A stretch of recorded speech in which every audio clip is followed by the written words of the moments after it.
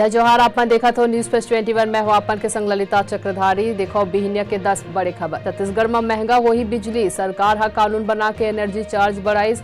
घरेलू में 3% और गैर घरेलू कनेक्शन में 5% के इजाफा। छत्तीसगढ़ में 200 करोड़ के जामर घोटाला, शासन हा जिम्मेदार अफसरों पर कार्रवाई के बाद कहिस।